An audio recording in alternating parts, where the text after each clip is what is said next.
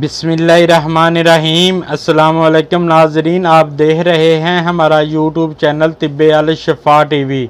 मैं आपका मेज़बान हकीम मोहम्मद ज़मान हैदर।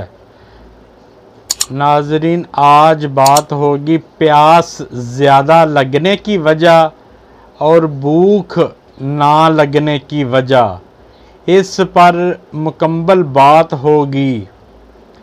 जो हजरात बार बार पानी पी रहे हैं और पेशाब कर रहे हैं, जो ज़्यादा गर्म इलाकों में रहते हैं उनको भी प्यास ज़्यादा लगती है, जो ज़्यादा काम करते हैं उनको भी प्यास ज़्यादा लगती है। शुगर के मरीज़ों को तो बहुत ही ज़्यादा लगती है, उनको भी प्यास ज़्यादा लगती है जो किसी बीमारी की वजह से मेडिसन का ज़्यादा इस्तेमाल करते हैं। इस पर मैं आपको नुस्खा बता रहा हूँ, आप नोट कर लें।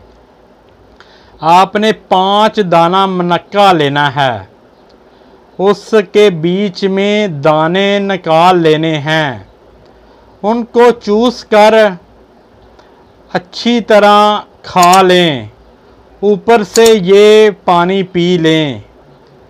पानी कौन सा पीना है? आपने 2.5 तोला ताल मखाना लेना है, उनको अच्छी तरह उबाल लें। ठंडा होने पर वो पानी आपने पीना है।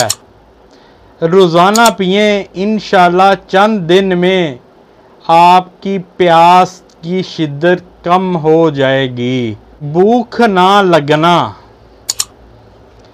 एक सेहतमंद इंसान का भूख लगना अच्छी बात है, और भूख लगना सेहतमंद अलामत है।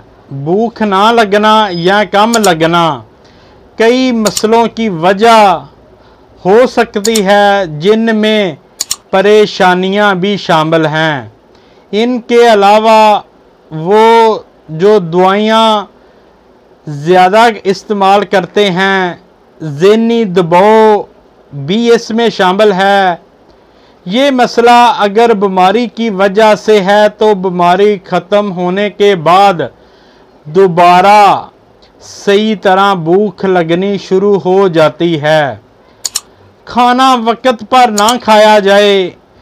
गुर्दों की खराबी, सीने का जकड़ा हुआ, यरकान और जिगर में वर्म और मैदे की बीमारियां, और ख़ास तौर पर आंतों के कैंसर में भूख कम लगती है। इसका इलाज बता रहा हूँ, आप इज्ज़ा नोट कर लें।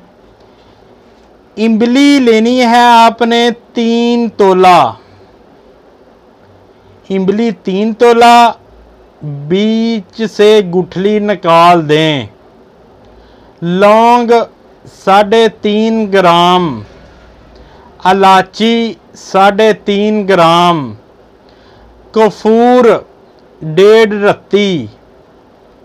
1.5 पाव पानी लेकर रात को भिगो दें, सुबह को पानी पी लें। आपको भूख इतनी लगेगी आप हैरान रह जाएंगे, आपके घर वाले परेशान हो जाएंगे। अल्लाह ताला आपको हर बीमारी से महफूज रखे। मेरी आपसे रिक्वेस्ट है, आप हमारा चैनल सब्सक्राइब करें, शेयर भी करें, लाइक भी करें, और बेल के बटन को दबाना ना भूलें ताकि किसी और का भला हो सके। अस्सलामु अलैकुम।